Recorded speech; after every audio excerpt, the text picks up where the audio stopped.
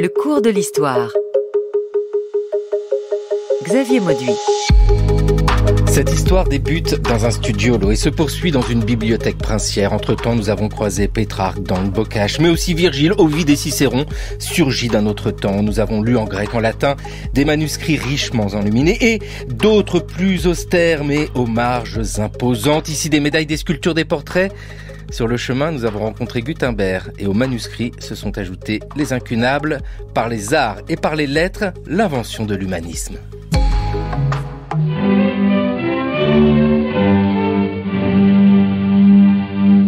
Viens-t'en, mon fils. Te voilà grand garçon et en âge de répondre. Oui, papa. Fais-moi un discours latin pour voir, ou grec, peu importe. Rosa, Rosa, Rosé, Rosé, Rosam, Rosa, Agathos, Mélas, Mélaïna, Mélan. Oh, et voilà tout ce que t'ont appris tes maîtres. Ah bah oui, voilà, fallait réviser ces déclinaisons. Bonjour Jean-Marc Chatelain.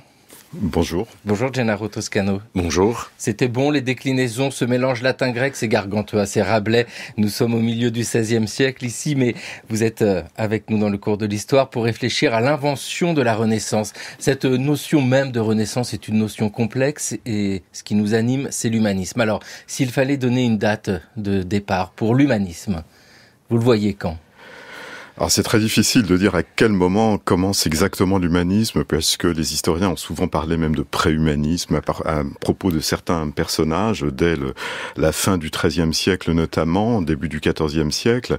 Mais s'il y a sans doute une date qui est plus importante, un personnage qui est plus important aussi, c'est celui de Pétrarque, auquel, dans l'exposition de la Bibliothèque nationale de France, nous accordons une place privilégiée, parce que justement, les générations des humanistes suivants ont reconnu dans sa personne une sorte de héros fondateur, pourrait-on dire. Donc nous sommes là dans l'Europe du XIVe siècle. Pétrarque naît en 1304 à Arezzo, il meurt en 1374. J'allais dire dans l'Italie au départ du XIVe siècle, mais il serait plus juste de dire dans l'Europe du XIVe siècle, puisque Pétrarque est un personnage qui a voyagé à travers l'Europe entière. Vous êtes tous les deux commissaires de l'exposition L'invention de la Renaissance, l'humaniste, le prince et l'artiste. C'est à la Bibliothèque nationale de France sur le site Richelieu. Gennaro Toscano, c'est important de le dire ça, la question de nationalité bien sûr est anachronique dans ce moment-là, mais c'est surtout dans ce contexte-là. Ce sont des penseurs européens. Exactement, nous avons vraiment, comme Jean-Marc le disait, c'est très important, nous avons voulu déplacer le curseur pour le début de la Renaissance bien avant, au XIVe siècle. En France, XIVe, c'est Moyen-Âge. C'est le triomphe du Moyen-Âge, alors que vraiment nous avons établi de vouloir commencer par cette Europe préhumaniste, justement, et les voyages de Pétrarque, et le rôle de Avignon, Nouvelle-Rome, dans cette période est exceptionnel. Mais encore une fois, qu'est-ce que c'est Avignon ? Avignon, c'est le résultat de dialogue entre la Provence et la Toscane, même au niveau artistique, la présence de Simone Martini. Simone Martini, c'est le plus grand peintre italien du Trecento avec Giotto. Simone Martini, il travaille en Avignon, il rencontre Pétrarque. Donc, les voyages des artistes, des lettrés, ont fait que nous avons une véritable Europe de la Renaissance qui commence avec le XIVe siècle, et là, nous sommes très attachés à cette notion. Ah oui, parce que Avignon, ville importante dans cette histoire-là, on peut rappeler d'ailleurs pourquoi Avignon accueille tant d'Italiens notamment. C'est une ville en effet très importante, puisque c'est là que se replie la papauté pendant l'essentiel du XIVe siècle.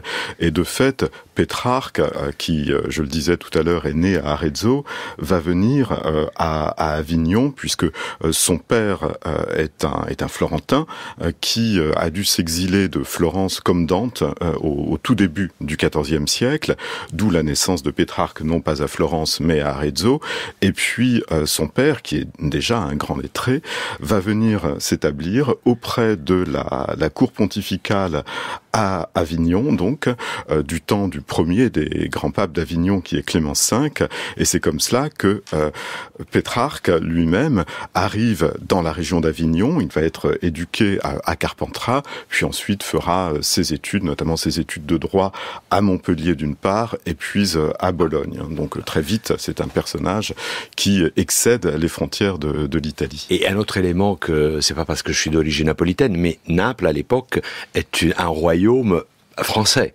Donc ça aussi c'est important. Et par ailleurs, c'est les Angevins de Naples qui ont vendu Avignon au pape. Donc là aussi, c'est l'Italie un peu entre deux puissances, France et Italie du Sud. Avec cette magie d'Avignon à ce moment-là, on imagine sur le Rocher des Dons, tous ces gens qui pouvaient éventuellement se croiser. Vous avez cité Pétrarque, évidemment, qui était là, Dante, Simone Martini, le peintre, Martini on the Rock sur le Rocher des Dons. Ils étaient tous là à Avignon. Il y avait quelque chose de particulier dans cette ville d'Avignon par rapport à ce qui pouvait se passer à Rome au même moment.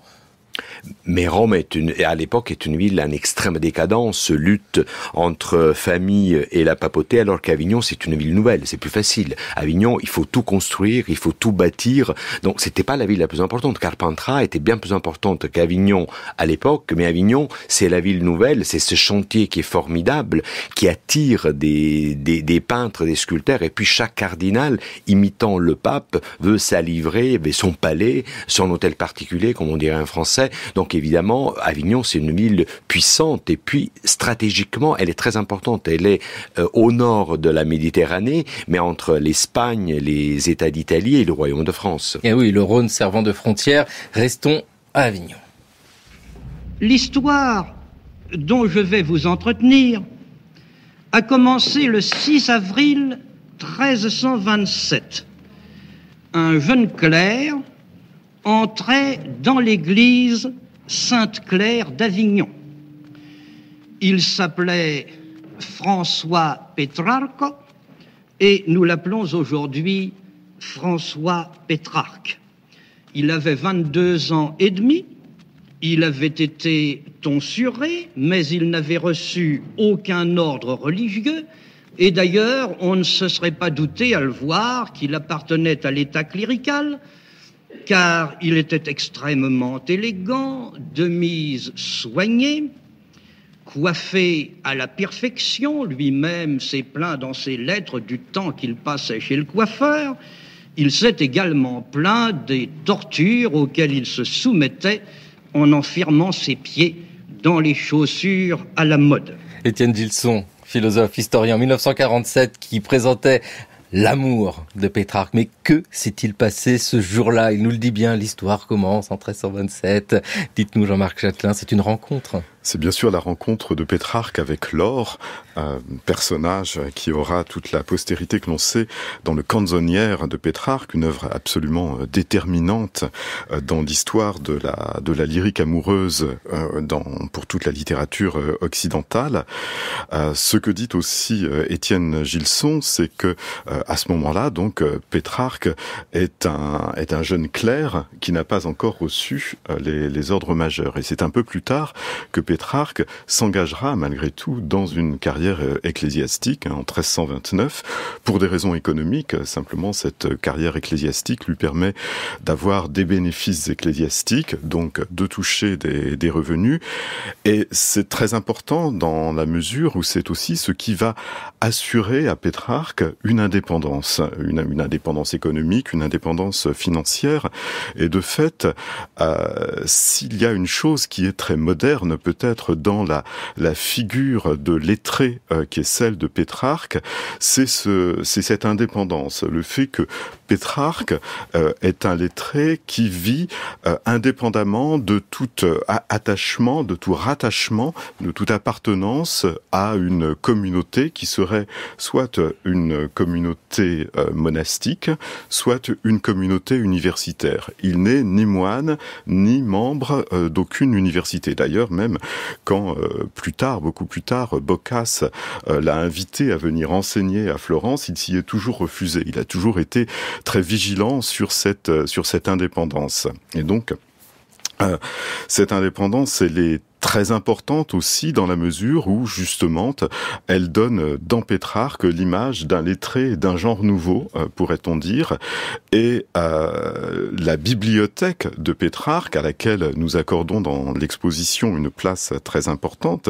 cette bibliothèque n'est justement ni celle de la communauté ecclésiastique à laquelle il appartiendrait, ni celle de la communauté universitaire à laquelle il n'appartient pas davantage. Ouais, Gennaro Toscano, il y a un profil type de ces humanistes dans ces temps-là, ceux du XIVe siècle. Là, on entend à Pétrarque, c'est un clerc. Ces humanistes-là que l'on retrouve un peu partout en Europe, ils ont un profil type ? Pétrarque est un caractère un peu d'un genre nouveau et un peu exceptionnel, parce qu'effectivement l'humaniste type, on le trouve plutôt à partir de la fin du XIVe siècle. Ce qui est intéressant de Pétrarque, c'est cette curiosité, cette liberté dans ses choix. Et puis, je voulais rappeler, vous avez mentionné Avignon, là aussi, il est non seulement novateur pour la constitution de sa bibliothèque, mais même ses goûts artistiques. C'est lui qui aurait demandé à Simone Martini un portrait de l'or. Et ce portrait de l'or, malheureusement, il n'est pas arrivé jusqu'à nous, serait le premier portrait de profil, donc ça serait le premier portrait humaniste de l'histoire de la peinture. Donc là aussi, son rapport avec les artistes est très important. Et par ailleurs, Simone Martini a peint le frontispice de son Virgile qui présente plus de 3000 annotations. Donc voilà, c'est Pétrarque, effectivement, c'est un peu le premier des humanistes. Avec cette idée de portrait en profil. Le profil, ça, on le voit très bien dans l'exposition. Là aussi, c'est un élément qui nous conduit à l'Antiquité, parce que nous parlons beaucoup de manuscrits, de papier, c'est une chose, mais il n'y a pas que cela. C'est très important parce que le portrait de profil s'inspire directement des monnaies et médaillons antiques, parce qu'il y a une volonté de se rattacher à la tradition antique. Et donc là aussi, c'est une nouveauté, parce que ce portrait qu'on appelle humaniste, en fait, a une vie assez courte. Il est mis en place par Simone Martini, un Avignon, Giotto, en Toscane, mais dès la fin du XVe siècle, il est remplacé par le portrait de trois quarts d'origine nordique. Et donc là, il y a vraiment une volonté de se rattacher à cette tradition antique à travers aussi le biais de la médaille. La médaille, aujourd'hui, personne ne regarde, et il y a très peu de monde qui s'intéresse à la médaille. La médaille est vraiment un objet prisé, important, et là aussi, c'est les humanistes qui ont lancé la médaille. C'est Guarino de Vérone qui suggère à Lionel d'Este de se faire immortaliser dans des médailles, parce que la médaille le présentait le portrait du profil comme les empereurs antiques, dont lui-même était collectionneur de monnaie, et en même temps l'effigie était accompagnée par le nom de l'auteur, et le revers de la médaille pouvait présenter les devises, des armes. Donc c'est quelque chose qui se transporte, c'est un multiple, c'est pas un objet unique. Donc vraiment, et c'est là où nous avons voulu, dans cette exposition, faire dialoguer, peut-être pour la première fois, parce que nous sommes à la Bibliothèque nationale, on a pu montrer des médailles de Pisanello, des dessins préparatoires de ces médailles qui sont conservées au Louvre, et la médaille modèle iconographique pour les manuscrits. Jean-Marc Chatelain, vous êtes directeur de la réserve des livres rares de la Bibliothèque nationale de France, et dans cette histoire-là, il faut sortir de temps en temps des fonds, des manuscrits pour aller voir ce qui se passe au cabinet des médailles. C'est ce dialogue qui est très très intéressant, car les humanistes, on l'a dit, ils sont des curieux, donc on va les retrouver un peu partout. Tout à fait, oui, c'est effectivement ce dialogue que nous avons voulu présenter, montrer quelle était la cohérence culturelle de tous ces objets, qu'il s'agisse de manuscrits, de livres imprimés, d'estampes, de monnaies et médailles, voir comment tout cela entretient des liens extrêmement étroits. Et Gennaro citait à l'instant le personnage de Guarino de Vérone, par exemple. Donc nous sommes là au XVe siècle. Guarino de Vérone est un humaniste, à la fois par son œuvre textuelle, si je puis dire, notamment on présente cette œuvre, son œuvre de traducteur. C'est aussi quelque chose qui est très important dans ce mouvement culturel qu'est l'humanisme, le travail de la traduction. Guarino de Vérone est l'un des très grands hellénistes du XVe siècle et traduit du grec vers le latin. Mais Guarino de Vérone est aussi sans doute le plus grand des pédagogues humanistes. Cette dimension pédagogique de l'humanisme est également très importante. On la retrouvera avec l'éloge de la pédagogie humaniste que l'on lit au chapitre 8 de Pantagruel, par exemple, sous la plume de Rabelais, dans la fameuse lettre que Gargantua adresse à son fils Pantagruel.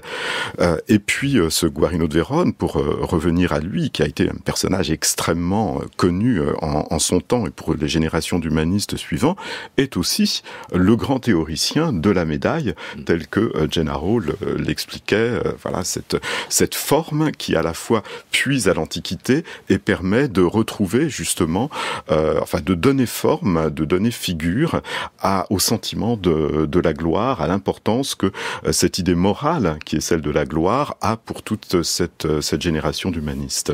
C'est le véritable humaniste parce qu'il est à la fois traducteur, auteur et surtout il est le précepteur de Lionel d'Este, l'un des plus grands princes de l'humanisme italien. Donc c'est vraiment l'humaniste est une nouvelle profession où ils sont à la fois pédagogues, traducteurs, lettrés, mais ils mettent leur service, leur science au service ou du prince ou de la République dans le cas de la République florentine. Et à la fois précepteur de Lionel d'Este, mais également donc fondateur d'école et fondateur d'une pédagogie qui redonne toute sa place à l'étude grammaticale et aux commentaires des textes littéraires de l'Antiquité. C'est en cela qu'il s'agit bien d'une pédagogie humaniste qui s'adresse évidemment aux princes, mais qui s'adresse aussi aux patriciens de manière plus générale. Le retour à l'antique.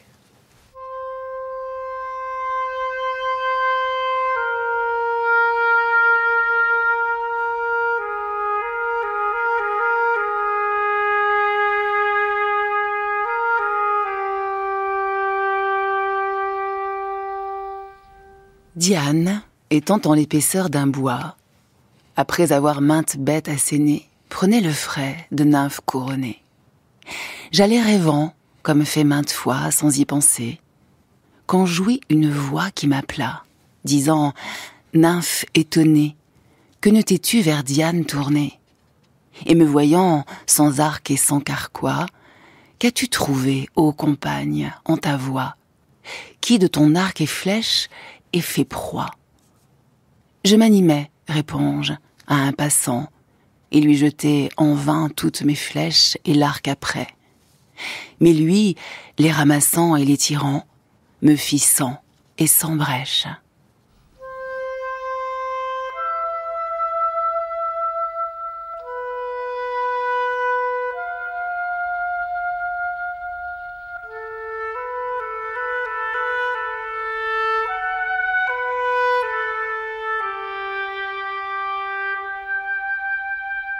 Frédéric Labussière qui était Louise Labbé dans le cours de l'histoire en évoquant Diane, une œuvre qui date du milieu du XVIe siècle. Avec Louise Labbé, nous sommes au milieu du XVIe siècle. Mais l'évocation ici de l'antique, on la retrouve, c'est quelque chose qui est constant pour définir ce qu'est l'humanisme. Déjà, il faut mettre en place le retour à l'antique. C'est bien cela ? Tout à fait. Et le retour à l'antique, c'est vraiment une volonté délibérée, et ce retour à l'antique, nous le retrouvons bien sûr dans la littérature par ce travail de traduction et surtout de restauration des textes de l'Antiquité, la chasse aux manuscrits, comme nous l'avons appelé dans l'exposition, cette sorte de frénésie, cette fièvre pour aller chercher les manuscrits d'auteurs classiques oubliés dans la poussière des grandes bibliothèques monastiques de l'Europe. Encore, j'insiste, c'est pas un phénomène qui se retrouve uniquement dans la pension italienne, mais nos lettrés, Pétrarque est allé à Liège, Poggio Bracciolini est arrivé à Langres, à Aix-la-Chapelle, à Saint-Gall. Donc vraiment, il y a cette fièvre dans la recherche de textes d'auteurs classiques qu'il faut restaurer, donc rééditer, et puis le travail de traduction et cette, disons, galerie de mythologie qu'on la retrouve exactement dans les arts à la même époque, dans la peinture, dans la gravure, dans la sculpture de la Renaissance. Alors je nuancerai juste un petit peu les mots qu'a employé à l'instant Gennaro, qui parlait de la poussière des bibliothèques monastiques. Effectivement, c'est une expression que l'on trouve sous la plume des humanistes, notamment Poggio Bracciolini au tout début du XVe siècle, le Florentin Poggio Bracciolini, qui se rend dans différentes bibliothèques du Nord, notamment à Saint-Gall, à la bibliothèque de l'abbaye de Saint-Gall, où il découvre un manuscrit fameux qui contient toute l'institution oratoire de Quintilien. C'est un texte dont jusqu'à présent le Moyen-Âge n'avait connu que des fragments, et la connaissance complète de ce grand texte de la rhétorique antique aura beaucoup d'importance dans la culture rhétorique qui est celle des humanistes de la Renaissance. On pourrait citer aussi la découverte du manuscrit du De Rerum Natura, de la nature des choses, du grand poème philosophique de Lucrèce, dans l'abbaye de Fulda. Fulda, c'est à une 60aine de kilomètres au nord-est de Francfort, toujours par Poggio Bracciolini. Alors, c'est une découverte qui est mieux connue sans doute aujourd'hui du grand public grâce au livre de Greenblatt, Quattrocento, qui en a beaucoup parlé. Mais donc voilà, ce sont toutes ces découvertes de textes que font de grands humanistes au XVe siècle à la suite de Pétrarque. Pétrarque avait donné le modèle de cette recherche des manuscrits, et donc ce mouvement se poursuit et s'accélère, même pourrait-on dire au début du XVe siècle. C'est cette fièvre dont parlait Gennaro à l'instant, mais en même temps il y a toute une mise en scène de ce travail qui devient une sorte de travail héroïque présenté comme des exploits, et donc pour cela il y a une manière de caricaturer finalement la culture du Moyen-Âge, renvoyant toute cette culture du Moyen-Âge à un temps de barbarie, d'obscurantisme et d'ignorance de la culture classique, ce qui est évidemment faux, puisque précisément ces textes que l'on retrouve, que les humanistes retrouvent, ils le retrouvent dans des bibliothèques médiévales. L'abbaye de Fulda, c'est une des plus grandes abbayes carolingiennes, voilà, c'est une des très grandes abbayes du Moyen-Âge, l'abbaye de Saint-Gall également, ils vont à Cluny, etc. Enfin bon, voilà, il y a toutes ces grandes bibliothèques monastiques dans lesquelles ces textes sont conservés.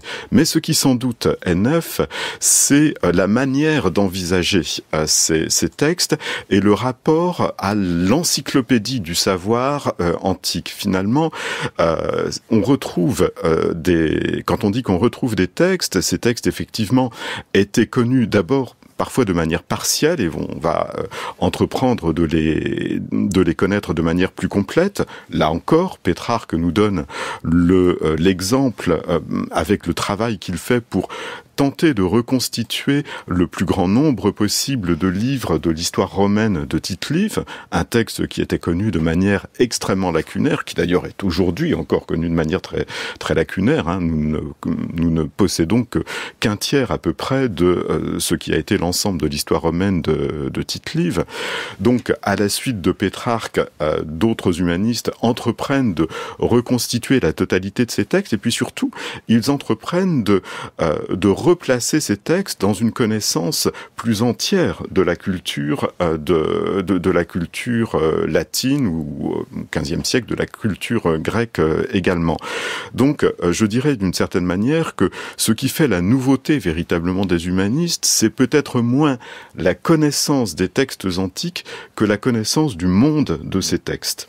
Et ce qui est très important à souligner, cette petite différence, c'est ça la Renaissance. C'est la Renaissance de ces textes antiques. La Renaissance, c'est un nom qui a été donné beaucoup plus tard. Hein. Oh. Oui, alors la Renaissance, c'est-à-dire que la Renaissance, c'est un mot difficile finalement, parce que qu'est-ce qu'on appelle la Renaissance ? Je dirais que il y a deux choses. Nous, quand nous disons aujourd'hui Renaissance, nous pensons d'abord à une époque dont les contours sont relativement flous et dont le contenu est très divers, parce que c'est à la fois un ensemble de faits culturels, mais aussi un ensemble de faits politiques, de faits sociaux, de renouveau économique également, voilà.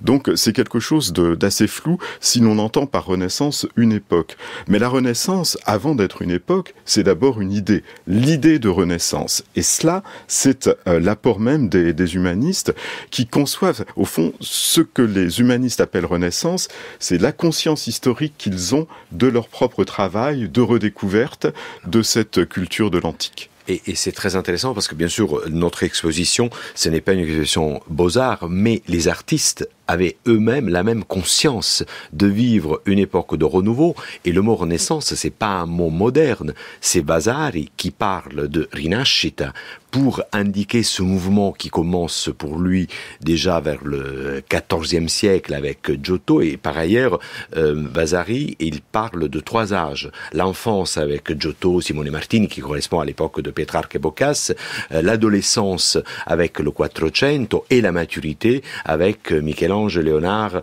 et Raphaël. Donc il y a cette notion d'évolution. Et qu'est-ce que c'est le Moyen-Âge ? Le Moyen-Âge est cette période qui les sépare de l'Antiquité. Donc c'est cette période floue, plutôt le Moyen-Âge sous la plume de Vasari, qui sépare l'Antiquité classique de la Renaissance de ces textes. Et si les humanistes vont à la recherche de ces textes dans les abbayes du Moyen-Âge, bien sûr, pas poussiéreuse, elle était très bien tenue, et heureusement, parce qu'effectivement, c'est cette transmission par les moines du Moyen-Âge qui a permis le travail, le retour à ses sources. Les artistes font exactement la même chose. Brunelleschi se rend à Rome, non pas pour s'extasier devant les ruines de la Rome antique, mais pour essayer de comprendre les techniques de construction de l'architecture. Donatello, c'est le plus important sculpteur italien du Quattrocento. La même chose, il va à Rome pour étudier la sculpture des antiques et pour s'emparer de ces modèles. Donc c'est ça très important. Et la même chose, Léon Battista Alberti, qui est vraiment le théoricien du Quattrocento, lui aussi, il a cette conscience de vivre une époque nouvelle. Et cette époque est nouvelle et exceptionnelle parce que les artistes toscans, ses contemporains, Masaccio, Brunelleschi, Donatello, etc., n'étaient pas inférieurs aux artistes de l'Antiquité. C'est ça qui est vraiment très important. Ce qui caractérise l'humanisme et la Renaissance, c'est la conscience que les hommes ont de vivre un moment de renouveau, même si, encore une fois, et j'insiste parce que c'est pour cette raison nous avons choisi une large Renaissance qui commence avec Pétrarque et qui, pour nous, dans notre expo, ça s'arrête au début du règne de François Ier. C'est parce que même des personnages comme Dante, comme Pétrarque, comme Boccace, eux, ils avaient cette idée d'évolution de la société et de la culture et de la littérature. Et il est peut-être important de préciser dès maintenant que nous ne sommes pas en opposition avec la religion. Chez ces humanistes, pas du tout, En aucun cas. Cette antiquité que les humanistes entendent retrouver est à la fois l'antiquité gréco-latine et l'antiquité chrétienne. Et ces humanistes sont des chrétiens. On peut en donner l'exemple de nouveau avec Pétrarque, même si il n'y a évidemment pas que lui, mais Pétrarque a dans le monde intellectuel, dans le monde spirituel même de Pétrarque, il y a 2 figures qui ont une importance à peu près égale, qui sont celle de Cicéron du côté de l'Antiquité profane et celle de Saint-Augustin du côté de l'Antiquité chrétienne.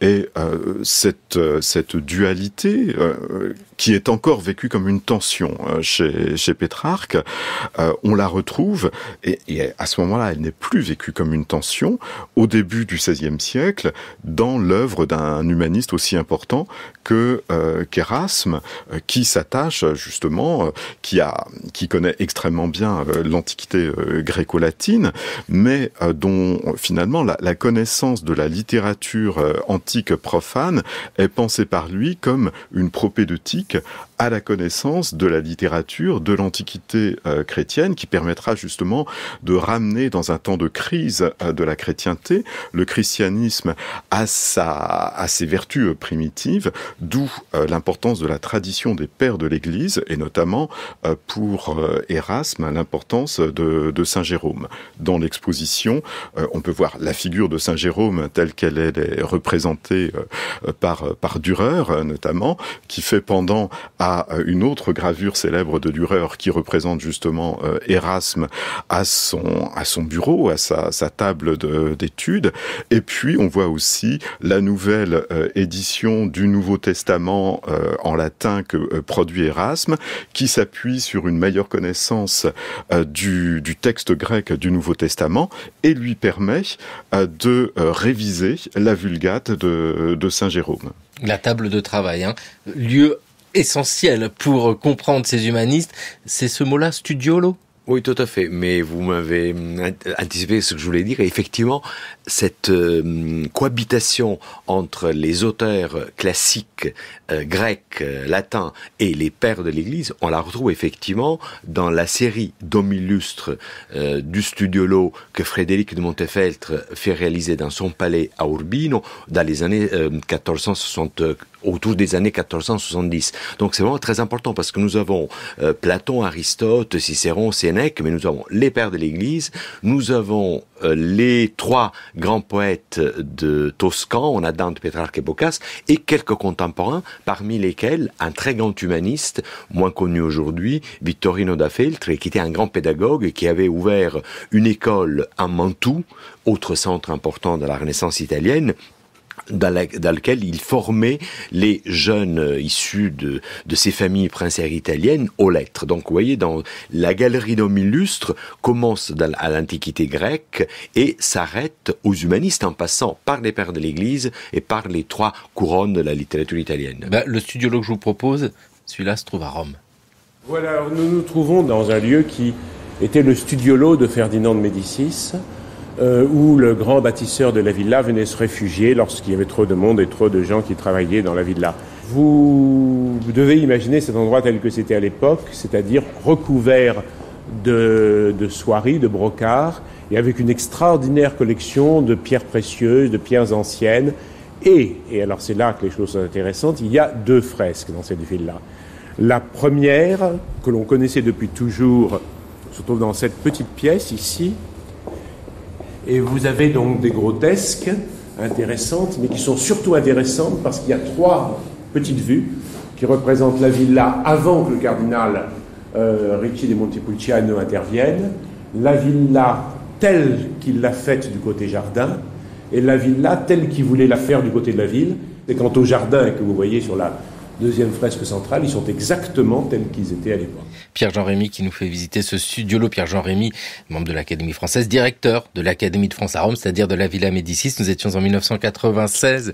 Gennaro Toscano, c'est pas un cabinet de curiosité, ce studiolo? Ah non, pas du tout. Hein. Le cabinet de curiosité est un peu l'évolution du studiolo, mais encore une fois, le studiolo qui est l'espace privé du lettré, mais le lettré ça peut être un laïc ou un religieux, un exposant du clergé, encore une fois, ce petit espace qui est fait un espace sobre à l'origine, c'est vraiment une petite pièce qui, là aussi, la naissance de cette pièce, on la retrouve plutôt dans la Rome papale et évidemment bien documentée dans la Avignon des souverains pontifes, où les premiers papes font édifier une petite pièce appelée studium, près de la chambre, donc ce n'est pas la bibliothèque, la bibliothèque est à part, mais on pouvait ramener dans le studiolo le livre sur lequel on était en train de méditer, ou on lisait, etc. Donc vraiment, c'est un espace privé du lettré.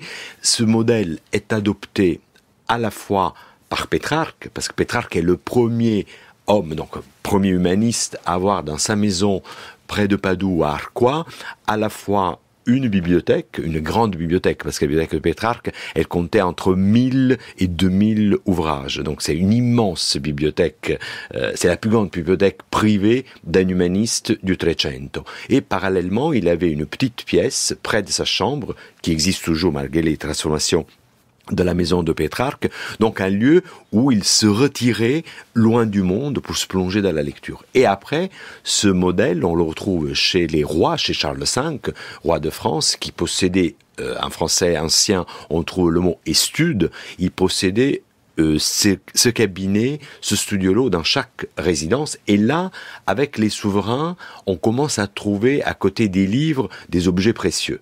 Donc oui, on évolue vers, après évidemment, ce modèle triomphe dans l'Italie du Quattrocento, parce que les Médicis à Florence, les Este, les Gonzague, mais un autre élément que je tiens à souligner, surtout que nous parlons de Louise Labbé, la femme joue un rôle important. Les femmes ont une formation humaniste comme les hommes, et je voulais rappeler simplement une princesse milanaise, Hippolyta Maria Sforza, qui était éduquée, qui connaissait le grec, qui parlait latin, écrivait le latin. Lorsqu'elle devient duchesse à Naples, elle se fait ériger un studiolo. C'est le premier studiolo de la Renaissance pour une femme. Malheureusement, ce studiolo n'existe plus.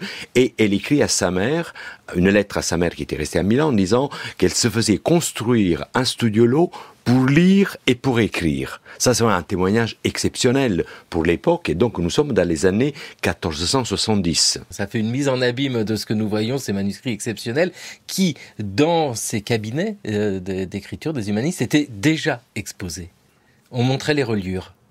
Oui, alors je ne sais pas si Louise Labbé écrivait dans son studiolo. La question de savoir qui était exactement Louise Labbé est beaucoup débattue aujourd'hui, et de fait on a peu de renseignements biographiques sur elle.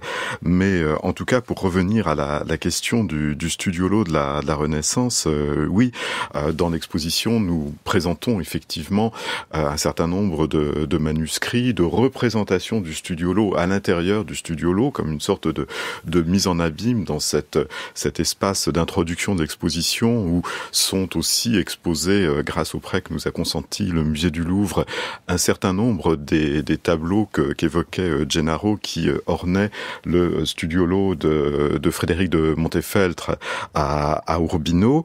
En tout cas, ce que moi je voulais dire aussi, c'était en écoutant la présentation du studiolo de Ferdinand de Médicis par Jean-Pierre Angremy, enfin Pierre-Jean Rémy, également ancien président de la Bibliothèque nationale de France, il disait à un moment qu'il s'agissait d'un lieu où se réfugier. Il a cette expression que je trouve très intéressante, effectivement, et comme Gennaro le soulignait également, le studiolo est aussi, ça n'est pas seulement, ça peut être un lieu de présentation d'objets de grande beauté pour les princes, mais c'est d'abord quand même un lieu de retraite dans la beauté, de retraite parmi les livres.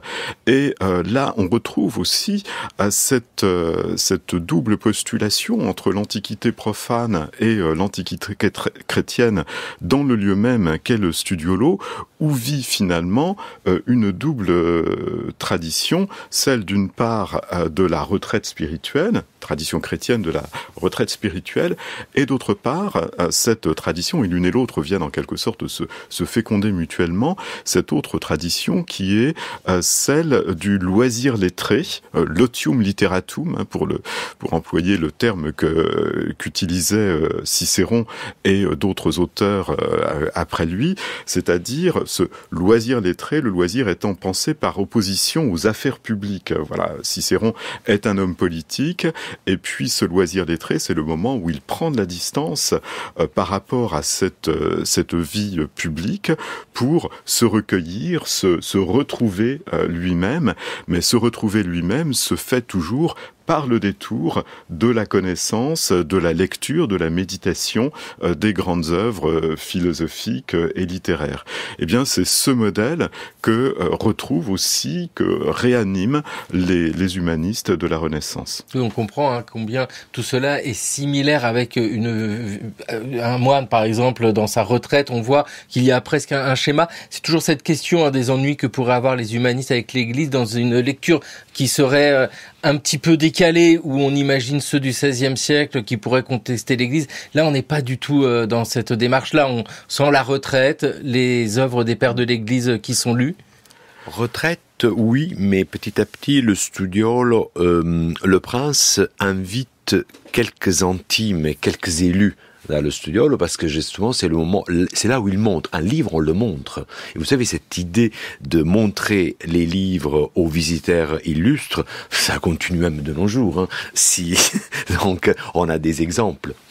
Et ce qu'on peut dire aussi, c'est que les humanistes sont des auteurs chrétiens. Ça n'empêche que le mouvement même de l'humanisme amène un certain nombre de tensions avec l'autorité religieuse. Ça, c'est incontestable quand même. On le voit par exemple dans l'œuvre d'Erasme. On pourrait citer d'autres cas aussi, mais il y a un certain nombre de textes qui, effectivement, du point de vue de la pensée religieuse, qui sont retrouvés par les humanistes et qui vont poser problème. Je pense justement justement au poème de la nature des choses de Lucrèce, mais également dans la manière que les humanistes ont d'aborder le texte sacré. Il y aura un certain nombre de tensions, et Erasme en est sans doute l'un des témoins les plus éloquents, puisque il amène sa critique du texte sacré. Quand je dis critique, c'est au sens de la critique textuelle, cette manière d'essayer d'améliorer le texte sacré, ou de réattribuer un certain nombre d'épîtres, par exemple d'épîtres de saint Paul, en disant voilà, telle épître est bien de saint Paul, telle autre n'est sans doute pas de saint Paul, par exemple l'épître aux Hébreux, etc. Et évidemment, cette manière de réaménager la tradition que l'on avait du texte ne va pas sans poser des difficultés. Et il n'est pas étonnant, d'ailleurs, que un certain nombre de grands humanistes au XVIe siècle aient quitté le sein de l'Église catholique romaine pour se tourner du côté du protestantisme. Et à l'intérieur même du protestantisme, ce mouvement de philologie humaniste n'est pas non plus sans susciter un certain nombre de tensions. C'est par exemple le débat qui existe entre Luther et Erasme, et Luther reprochera vivement à Erasme que en lui le philologue ait tué le théologien. Mais et puis l'humaniste peut être dangereux. Il suffit de rappeler Lorenzo Valla, l'un des grands humanistes du Quattrocento. Il a quand même fait, il a montré que la donation de Constantin, document sur lequel tout le pouvoir temporel de l'Église sur Rome s'appuyait, était un faux. Donc effectivement, le philologue, l'humaniste, avec son érudition, peut ébranler, peut faire trembler une institution aussi puissante que l'Église. Donc effectivement, l'Église se méfie quand même un peu des humanistes du Quattrocento. Avec tous ces ouvrages annotés, comparés, d'où de grosses marges. Je parle de la matérialité de ces ouvrages, et on le voit nettement quand tous ces manuscrits exceptionnels sont réunis, exceptionnels parce que déjà ils touchent à l'émotion, quand c'est Pétrarque, Boccace n'est pas loin, et que l'on a ici telle annotation, et qu'on voit Budet qui dessine une petite main pour pointer un passage intéressant. C'est ça aussi, le manuscrit lui-même est fabriqué pour être commenté. Tout à fait, pour être commenté, pour être lu, pour être regardé, pour être apprécié. Effectivement, avec Jean-Marc, nous avons choisi évidemment le livre et le protagoniste de notre exposition. C'est-à-dire, nous avons voulu montrer cette renaissance à travers le livre. Donc le livre est protagoniste de ce renouveau parce que c'est un moyen de reconquête du passé, de la pensée des auteurs classiques. Le livre est un instrument de diffusion du savoir. Et le livre est une expression aussi de la magnificence des princes, parce qu'effectivement, à travers ces exemplaires magnifiquement calligraphiés, illustrés, reliés, le livre est un chef-d'œuvre complet. Parce que vous avez le texte, donc on a la science, mais nous avons l'image, parce qu'on avait ces enluminures exceptionnelles, et puis nous avons la reliure, cet habit, c'est la reliure qu'on présente, c'est la reliure qui est présentée dans les bibliothèques, donc effectivement, non seulement par son contenu, mais aussi, souvent, on oublie qu'un livre au Quattrocento, qu'un livre à la Renaissance, est un produit de luxe aussi cher qu'un retable, une statue, parce qu'il y a tout un travail. D'abord, le parchemin de qualité, quelque chose de très cher, puis il y a tout le travail de copie, il y a le travail d'aluminium, donc effectivement, c'est pas un objet destiné à tout le monde, mais cette élite qui possède un livre, c'est un bien précieux. C'est pour ça que nous avons tous ces passages d'une famille à une autre, d'un poète ou d'un humaniste à un autre, parce qu'effectivement, c'est quelque chose de vraiment exceptionnel. Et donc, le livre nous accompagne tout au long de l'exposition. C'est un peu le fil conducteur de notre exposition. Gennaro Toscano, vous êtes conseiller scientifique pour le musée de la Bibliothèque nationale de France et professeur d'histoire des collections et du patrimoine à l'école des Chartes. C'est ici des livres qui doivent être lus. Vous nous l'avez dit. C'est quelque chose aussi que l'on perçoit en voyant tous ces manuscrits. Ils sont lisibles. Alors latin, grec, bien sûr, c'est une chose, mais nous sommes avec un souci de pouvoir transmettre le contenu du texte. La lisibilité du manuscrit, c'est une valeur à laquelle était très attaché déjà Pétrarque, qui, à ce titre, a voulu répudier l'écriture traditionnelle, l'écriture gothique de son temps, trouvant qu'elle manquait de lisibilité. Mais ce mouvement de réforme de l'écriture s'accomplit véritablement un peu plus tard, une vingtaine d'années après la mort de Pétrarque, à Florence, dans l'entourage du chancelier de Florence de la fin du XIVe siècle, qui s'appelait Coluccio Salutati, et c'est autour de lui qu'on voit effectivement se mettre en place un nouveau modèle d'écriture, ce qu'on va appeler la litera antiqua, qu'on traduirait trop vite en appelant ça la lettre antique. C'est en réalité la lettre ancienne, c'est-à-dire que ces humanistes s'inspirent de modèles plutôt du Moyen-Âge, entre Xe et XIIe siècle, de manuscrits écrits selon le modèle d'écriture qui était ce qu'on appelait la minuscule caroline, qui est beaucoup plus clair, effectivement, beaucoup plus facile à lire que l'écriture gothique. Et donc, il y a tout un travail de réforme de l'écriture qui va donc emprunter à des modèles médiévaux, c'est peut-être là le paradoxe, mais qui, petit à petit, et c'est ce que nous avons essayé de montrer aussi dans l'exposition, enfin pas petit à petit, très rapidement aussi, va s'entourer de tout un répertoire figuratif qui, lui, emprunte bien au répertoire de l'Antiquité, avec des enluminures qui reproduisent des médailles, avec pour l'écriture des titres, par exemple, l'emprunt à l'épigraphie antique, l'imitation imitée dans l'écriture manuscrite, l'écriture monumentale de la pierre telle qu'on pouvait la trouver à partir des vestiges archéologiques qu'on s'emploie à rassembler au XVe siècle. Notamment, on présente aussi dans l'exposition un certain nombre de ces recueils de relevés de vestiges archéologiques, et donc tout cela vient nourrir aussi la production du manuscrit. Ce qui fait que, pour revenir à ce que vous disiez tout à l'heure, le manuscrit est à la fois le lieu d'une émotion culturelle, notamment au titre des annotations que l'on peut voir qui nous représentent de manière très vive finalement le travail même éditorial des humanistes sur les textes, et puis ils sont aussi, et c'est inséparable, le lieu d'une émotion esthétique. Et c'est très intéressant ce que Jean-Marc dit, parce qu'à la fois les humanistes reprennent une écriture romane, et c'est l'écriture qu'on retrouve dans les mêmes textes d'auteurs classiques que les humanistes ont enlevé de la poussière, entre guillemets bien sûr de la poussière, donc c'est ça qui est intéressant. Et par ailleurs, dans l'exposition, nous montrons quelques chefs-d'œuvre du XIIe siècle, à la fois par leurs textes et à la fois aussi parce que nous avons déjà cette écriture assez claire, qui est une écriture romane, qui va devenir l'écriture humanistique. Et puis c'est l'invention de la bibliothèque, ou la réinvention de la bibliothèque. Mais c'est vrai que nous avons évoqué ce studiolo, ce petit cabinet. La bibliothèque, c'est encore autre chose, qui devient bibliothèque princière. Et c'est là où on va trouver tous ces chefs-d'œuvre. C'est pas vraiment l'invention de la bibliothèque, parce que des bibliothèques, on n'a jamais cessé d'en avoir, mais c'est l'évolution vers un nouveau modèle de bibliothèque. Un nouveau modèle de bibliothèque à la fois par sa constitution, l'importance qui est donnée cette fois-ci à la littérature antique, une importance tout à fait capitale. Donc, c'est le contenu même de la bibliothèque qui évolue et qui définit le modèle de la bibliothèque humaniste. Et puis, c'est aussi un nouveau modèle de bibliothèque par la vocation que l'on assigne à la bibliothèque.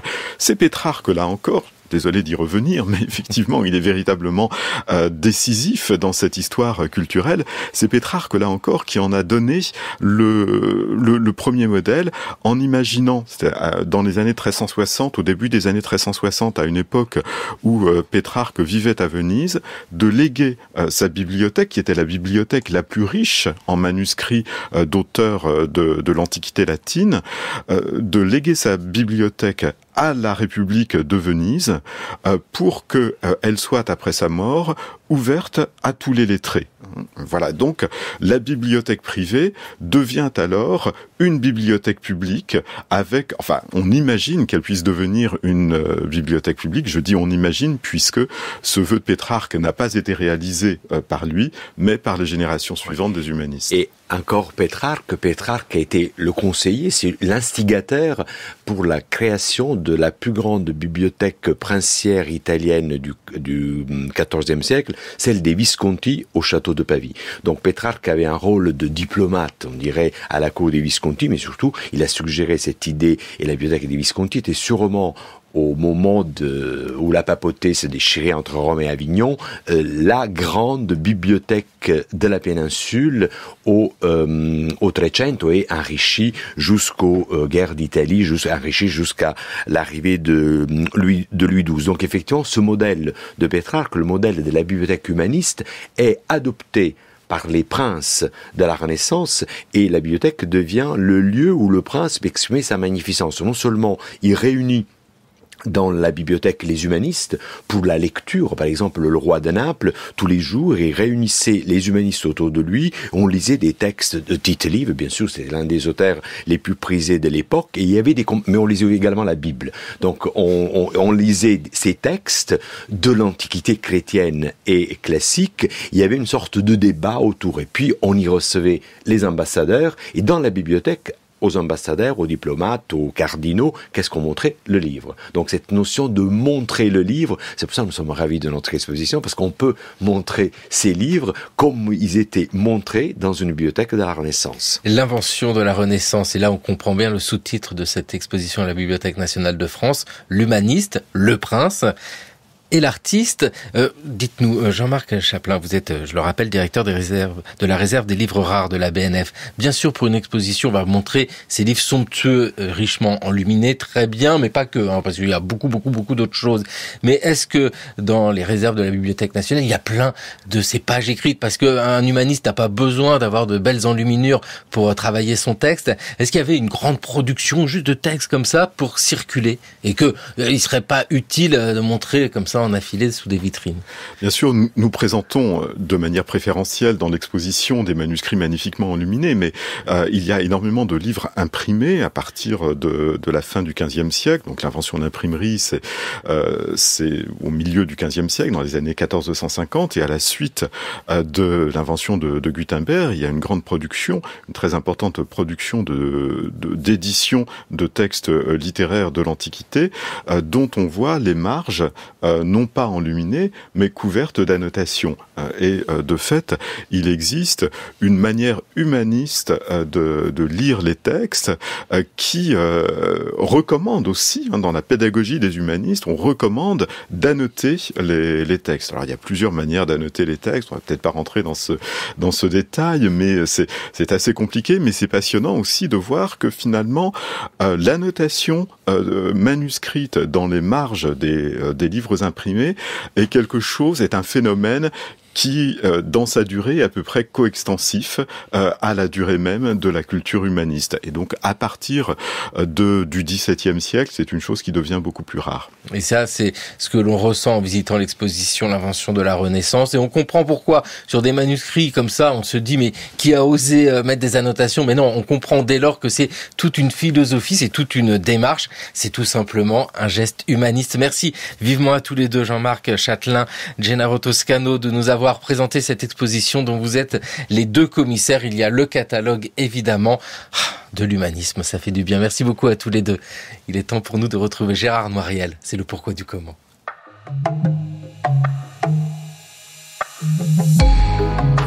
Comment savoir si Sponsien fut un vrai ou un faux empereur romain? Au cours des dernières années, les médias en ligne ont multiplié les rubriques qui concernent l'histoire. Celle-ci témoigne d'un souci de vérité qui n'est pas toujours du même ordre que la vérité historique telle que la conçoivent les historiens de métier. Ce que j'ai appelé la podcastisation de l'histoire incite les auteurs de ces rubriques à privilégier des titres chocs avec des mots-clés permettant d'être bien référencés sur les plateformes numériques. Pour donner une illustration des conséquences que peut avoir sur la mémoire collective cette nouvelle manière de traiter l'histoire, j'évoquerai les articles qui sont parus à la fin de l'année 2022 sur l'affaire du vrai faux empereur romain. En 1713, on a découvert en Transylvanie une trentaine de pièces d'or à l'effigie de plusieurs empereurs romains du IIIe siècle. 4 d'entre elles représentaient un certain Spontianus, Spontien en français. Bien qu'aucun autre document n'ait prouvé l'existence de ce personnage, les premiers spécialistes considérèrent ces pièces comme d'authentiques produits de l'Antiquité, tout en les classant dans la catégorie des imitations dites barbares des pièces romaines. Spontianus fut alors présenté comme un usurpateur qui aurait tenté de s'imposer comme empereur pendant les guerres civiles de 248-249. Mais en 1863, Henri Cohen, un éminent numismate de la Bibliothèque nationale de France, spécialiste des monnaies romaines, réfuta cette interprétation en affirmant que ces pièces étaient de grotesques contrefaçons. Pour lui, il s'agissait de pièces modernes, ridiculement imaginées et très mal faites. L'empereur Sponzien tomba alors dans les oubliettes de l'histoire. En 2022, une équipe du département des sciences de la Terre de l'Université de Londres, dirigée par le professeur Paul Pearson, réexamina ces pièces à l'aide d'un microscope à balayage électronique.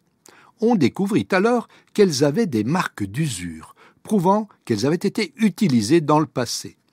L'analyse des dépôts présents à la surface de ces pièces permit à l'équipe d'en conclure que ces pièces avaient certainement été émises au IIIe siècle dans la province isolée de l'Empire romain qu'on appelait la Dacie, dans une partie de l'actuelle Roumanie.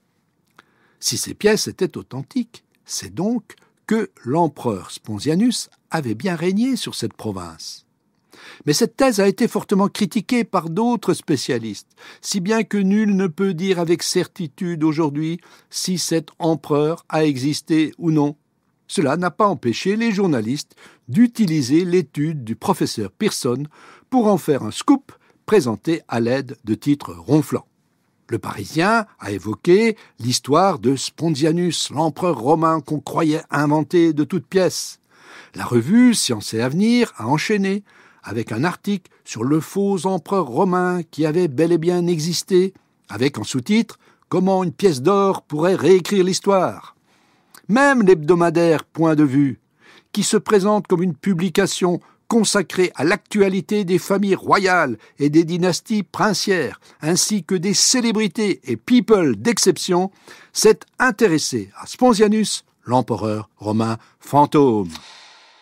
Merci beaucoup Gérard Noiriel. C'était le cours de l'histoire sur France Culture, une émission réalisée par Thomas Beau avec Laurence Millet, avec aujourd'hui la technique d'Alia, émission préparée par Jeanne Copet, Jeanne Delecroix, Toscane Vudès, Mathieu Copal et Mayouen Guiziou. Le cours de l'histoire écouté à podcaster sur franceculture.fr et l'appli Radio France.